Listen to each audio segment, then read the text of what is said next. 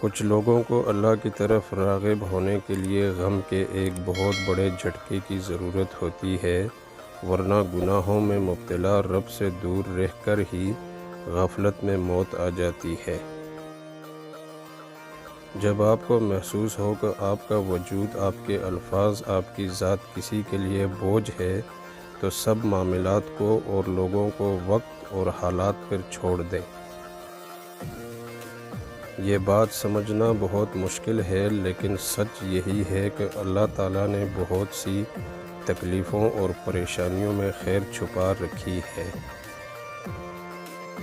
اگر آپ کو کوئی بجھا ہوا انسان ملے تو اس سے اس کی خوبیوں پر بات کرو، اس کے دل کی خوبصورتی پر گفتگو کرو، اس سے اتنی بات کرو کہ وہ لوٹ آئے اور روشن ہو جائے۔ اگر کسی کے لیے آپ ہر وقت حاضر رہو گے تو وہ تمہیں فالتو سمجھنے لگیں گے۔ آپ کی فکر آپ کو سستے لوگوں میں شمار کر دیتی ہے۔ جب کسی کے لیے آپ کی ذات اور آپ کی بات بے معنی ہو جائے تو راستہ بدل دینا نفسیاتی اذیت سے بچنے کا بہترین طریقہ ہوتا ہے۔